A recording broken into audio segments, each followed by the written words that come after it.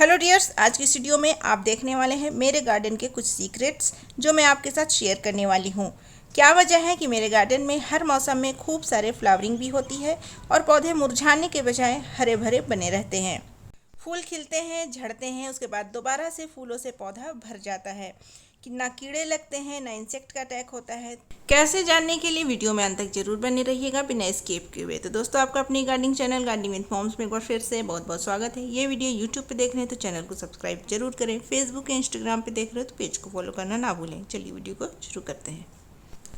दोस्तों, वीडियो को शुरू करने से पहले मैं एक बात आपको बता देती हूँ कि जितने भी मेरे पास पौधे हैं ज़्यादातर कटिंग से ग्रो किए हुए हैं, क्योंकि मैं पैसे कम खर्च करने में यकीन रखती हूँ। नर्सरी से आप कोई प्लांट लाते हैं वो काफ़ी महंगे मिलते हैं, इससे अच्छा होता है कि कटिंग से आसानी से और फ्री में भी ग्रो हो जाते हैं। बस तरीका आपको पता होना चाहिए। कई सारे ऐसे फूलों वाले पौधे हैं जो मैं नर्सरी से लेकर के भी आई हूँ, लेकिन वो सालों साल मेरे गार्डन में बने रहते हैं। बाद में फिर मैंने कटिंग से ग्रो करके मल्टीप्लाई भी कर लेती हूँ। जैसे कि आलमंडा का पौधा है, इसके मैंने 2 से 3 प्लांट तैयार कर लिए हैं इस बरसात के सीजन में। आलमंडा में भी आप देखिए, अब बरसात की शुरुआत में इसमें काफ़ी सारे बड्स बन रहे हैं और पौधा बिल्कुल अच्छी सिचुएशन में आपको नज़र आ रहा है। अभी बड्स का जो साइज है आने वाले बरसात में अगस्त तक और इनक्रीज़ होगा, फूलों का साइज भी और इनक्रीज़ होगा। कई बार ऐसा होता है कि सीजन आ जाता है प्लांट का, लेकिन प्लांट अच्छे से ग्रो नहीं कर पाता है, उसमें फ्लावरिंग नहीं हो पाती है। जैसे कि ये मेरा रजनीगंधा का प्लांट है। रजनीगंधा का प्लांट काफ़ी अच्छे से ग्रो कर रहा है। ये है मेरा हिबिस्कस का प्लांट। हिबिस्कस के प्लांट में अक्सर शिकायत होती है कि चींटियाँ लग जाती है, मिली बग्स नज़र आते हैं। आपको मेरे प्लांट में सिवाय कलियों के और फूल के कुछ भी नज़र नहीं आएगा। तो ऐसा क्या किया मैंने कि कलियों से भी भरा हुआ है, साथ ही इसमें कोई इंसेक्ट भी नहीं है। ये तो हो गई फूलों वाले पौधे की बात। अब देखते हैं पत्तों वाले पौधे की क्या हाल है। यहाँ पर आप देखिए, ये मनी प्लांट का पौधा है, काफ़ी अच्छे से ग्रो कर रहा है। जितने भी मेरे लीफी प्लांट है काफ़ी अच्छे से ग्रो कर रहे हैं, इसमें कोई भी तरह की दिक्कत नहीं है। यहाँ पर मैं आपको बता दूँ कि मैं अपने जितने भी पौधे हैं सबका ख्याल मैं ऑर्गेनिक तरीके से रखती हूँ, जिसका पहला एग्जाम्पल मैं आपको दिखाती हूँ। ये देखिए, ये है दोस्तों प्याज के छिलके। प्याज के छिलके अक्सर हम अपने घर में इस्तेमाल करते हैं और उसे फिर फेंक दिया करते हैं। तो प्याज के छिलके बहुत ही अच्छा फर्टिलाइज़र होता है पौधे के लिए। इसको आप 2 या 3 तरीके से बना सकते हैं। पहला, पानी में आप इसे रात भर के लिए छोड़ दें, इस पानी को फिर डाइल्यूट करके अपने पौधे में दें। दूसरा, 2 मिनट पानी में छिलके डाल के धीमा आंच पर बॉईल कर लें, फिर इसे डाइल्यूट करके पौधे में दें। तीसरा, प्याज के छिलके को सुखा करके मिक्सर ग्राइंडर में पीस लें, उसको डब्बे में रख लें, उसके बाद टाइम टू टाइम अपने पौधे में दें। यहाँ पर आपको मैं लिक्विड फर्टिलाइज़र इस्तेमाल करके दिखाती हूँ। आधा गिलास लिक्विड लिया है, आधा गिलास नॉर्मल वाटर लेना है। अब ये बन गया हमारा परफेक्ट फर्टिलाइज़र फॉर प्लांट। अब आप इसे पार्टिकुलर प्लांट में नहीं देंगे, आपके पास जो भी प्लांट है आप उसमें डाल सकते हैं। जैसे कि यहाँ पर मैं ड्रेसिना के प्लांट में इसे डाल रही हूँ। ड्रेसिना एक लीफी प्लांट है, लेकिन अगर उसमें प्याज का फर्टिलाइज़र आप देते हैं तो आपके पौधे में ग्रोथ भी होगी और पत्तों में चमक भी आएगी, साथ ही पौधे में किसी इंसेक्ट का खतरा भी नहीं रहेगा। अब हम बात करेंगे बीट रूट, जो चुकंदर होते हैं, उसका फर्टिलाइज़र हम क्यों और कैसे पौधे के ऊपर इस्तेमाल करते हैं। आपके यहाँ बीट तो आता ही होगा, एज ए सैलेड आप इस्तेमाल करते हैं, सूप या जूस के तौर पर इस्तेमाल करते हैं। जब 3-4 बार इस्तेमाल कर लेते हैं, फेंकने से पहले पानी डाल कर के लिए रात भर छोड़ दें या फिर 2 मिनट बॉईल कर लें। उसके बाद आधा गिलास पानी में थोड़ा सा बीट रूट इस तरीके से मिलाइए, उस पौधे में दें जिस पौधे का जो फूल है हल्के कलर का आने लगा है। कई बार ये समस्या होती है कि फूल तो खिलते हैं लेकिन वो काफ़ी डल से लगते हैं, खूबसूरत नहीं लगते, उसमें आप दे सकते हैं। उसके बाद दोस्तों, मैं ऑरेंज पील फर्टिलाइज़र भी इस्तेमाल करती हूँ। ऑरेंज के जो छिलके निकलते हैं उन्हें भी अक्सर हम फेंक दिया करते हैं, तो उनको मैंने क्या किया, पानी में डाल करके करीब 4 महीने पहले मैंने इसे बनाया था। आप चाहें तो 2 दिन या फिर 5 मिनट में भी बना सकते हैं। ठीक उसी प्रोसेस को फॉलो करना है जो मैंने पिछले 2 फर्टिलाइज़र के साथ आपको बताया। इसका इस्तेमाल आपको 1 लीटर पानी में 10 ml करना है। इसी तरीके से 2 लीटर पानी में 20 ml इसका इस्तेमाल करना है, बहुत ज़्यादा इसे नहीं डालना है। यहाँ पर हमने 1 लीटर पानी में 10 ml इसका इस्तेमाल किया और उस पौधे में डाला जिस पौधे में काफ़ी ज़्यादा चींटियाँ या फिर कोई इंसेक्ट नज़र आता है, क्योंकि ये एज ए पेस्टिसाइड भी इस्तेमाल होता है। तो आपको यहाँ पर किसी रेडीमेड फर्टिलाइज़र की ज़रूरत नहीं पड़ेगी।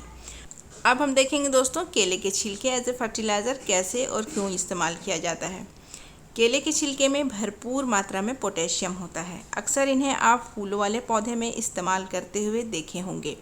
जी हाँ, इसके इस्तेमाल से अगर किसी पौधे में फूल नहीं खिल रहे हैं या कम मात्रा में खिल रहे हैं, अगर आप इन्हें रेगुलर बेसिस पे एज ए रूटीन पौधे में देते हैं तो आपका पौधा जिसमें फूल नहीं आ रहे हैं उसमें फूल खिलने लगेंगे। सेम प्रोसेस से आपको 2 मिनट धीमी आंच पर बॉईल करना है या फिर रात भर केले के छिलके को भिगो करके छोड़ देना है। आधा गिलास आप लिक्विड लेंगे, आधा गिलास नॉर्मल वाटर लेंगे और अपने प्लांट में दे देंगे। यहाँ पर मैं इसे हिबिस्कस के प्लांट में अप्लाई कर रही हूँ। दोस्तों इसके बाद जो हम फर्टिलाइज़र देखने वाले हैं वो समझिए कि सर्वगुण संपन्न फर्टिलाइज़र है। मैं बात कर रही हूँ चाय की पत्ती की। अक्सर चाय हम पीते हैं, पत्ती को फेंक दिया करते हैं। पत्ती को धो करके एज ए फर्टिलाइज़र आप इस्तेमाल कर सकते हैं। सूखी हुई चाय पत्ती भी इस्तेमाल होती है और लिक्विड फॉर्म में भी, जैसे कि आधा चम्मच चाय पत्ती धीमी आंच पर बॉईल कर लें, उस पानी को फिर डाइल्यूट कर लें डबल पानी मिला करके और अपने सभी लीफी प्लांट में दें। इसे आप फूलों वाले पौधे में भी दे सकते हैं। अगर पत्तों का कलर ग्रीन नहीं आ रहा है, पौधे में ग्रोथ नहीं हो रही है, पौधे में चमक नहीं है, फूल डल लग रहा है, तो फिर आप ये वाला फर्टिलाइज़र दे सकते हैं। जैसे कि ये जो चाय पत्ती का लिक्विड फर्टिलाइज़र मैं अभी चांदनी के प्लांट में डाल रही हूँ, तो पत्तों के साथ साथ फूलों वाले पौधे में भी दे सकते हैं। ये मैंने सुखा करके भी रखा हुआ है। सूखी हुई चाय पत्ती भी आप 20 से 25 दिनों में अपने सभी पौधे में डालेंगे तो ज़बरदस्त तरीके से आपको ग्रोथ मिलेगी। फूलों का साइज बड़ा होगा, पत्तों का कलर हरा होगा। तो इस तरीके से आप अपने घर में जितने भी तरीके के वेस्ट निकलते हैं उसका इस्तेमाल आप गार्डनिंग में कर सकते हैं। रिज़ल्ट आपको बहुत ही अच्छा मिलेगा। एक फर्टिलाइज़र मैं अभी आपको सबसे आखिर में बताने वाली हूँ और उसके बाद एक इंसेक्टिसाइड मैं होममेड आपको बताऊँगी, जिसके इस्तेमाल से आपके किसी भी पौधे में कोई भी इंसेक्ट नज़र नहीं आएगा। उससे पहले मैं आपको थोड़ी सी झलक अपने पौधों की दिखा देती हूँ ताकि आपको अंदाज़ा लग जाए कि मेरे पौधे कितने अच्छे सिचुएशन में नज़र आ रहे हैं। हर एक पौधे में फूल खिल रहे हैं। जैसे कि इस पौधे के पत्ते थोड़े से पीले नज़र आ रहे होंगे आपको, लेकिन ऊपर में जो पत्तियाँ आ रही हैं वो अब ग्रीन है। तो इसमें भी मैंने कुछ एफ़र्ट्स किए, इसमें कुछ आयरन की कमी थी तो अब वो सही हो गए हैं। कलियाँ भी बनने लगी है। बहुत दिनों से इसमें फूल नहीं खिल रहे थे तो केले का फर्टिलाइज़र मैंने इसमें दिया 2 से 3 बार, तो अब सही है। बाकी के पौधे आपको खूब अच्छे से ग्रीन नज़र आएंगे। कोई भी पौधा आपको डल नहीं नज़र आएगा।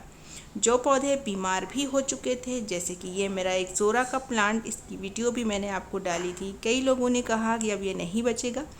ये देखिए एक छोटा सा अपडेट एक जोरा के प्लांट का। तो वो फर्टिलाइज़र जो सबसे ज़्यादा इम्पॉर्टेंट है और काफ़ी ज़्यादा आसान है बनाने में और उससे भी ज़्यादा इस्तेमाल करने में, ये है सूखे हुए किचन वेस्ट। जो भी मेरे यहाँ किचन से वेस्ट निकलता है, फलों के छिलके, सब्जियों के छिलके, मैं कभी नहीं फेंकती। सबको धूप में मैं अच्छे से ड्राई कर लेती हूँ साफ़ सुथरे जगह में। बाद में इसको मैं मिक्सर ग्राइंडर में पाउडर बना लेती हूँ और एयर टाइट कंटेनर में रख लेती हूँ। और हर 20 से 25 दिनों में हर एक पौधे में, कोई भी पौधा हो नो मैटर, हर एक पौधे में मैं एक एक मुट्ठी गमले के साइज के हिसाब से इसका इस्तेमाल करती हूँ। अभी ये मेरे पास काफ़ी कम क्वांटिटी में बचा है, अभी वो ड्राई हो रहे हैं।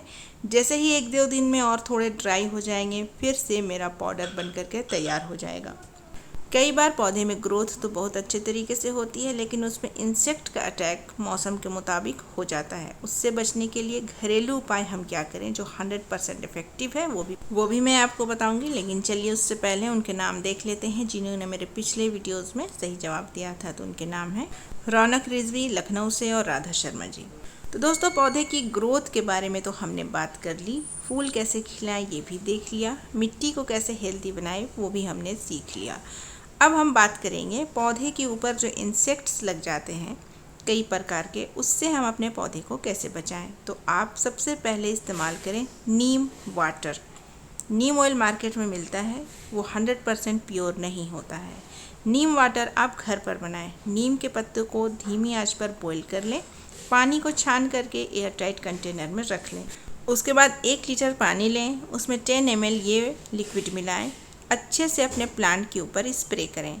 जिस प्लांट में इंसेक्ट है वो दूर हो जाएंगे और जो प्लांट में इंसेक्ट नहीं है उसमें कभी भी इंसेक्ट नहीं लगेंगे। तो इसका इस्तेमाल कैसे करना है? जैसे कि आपके पौधे में इंसेक्ट है, जैसे कि चींटी, मिलीबग्स, माइट्स, स्पाइडर माइट्स, तो हफ्ते में 2 बार इस्तेमाल करें। जैसे कि प्लांट हेल्दी है तो हफ्ते में 1 बार इस्तेमाल करें।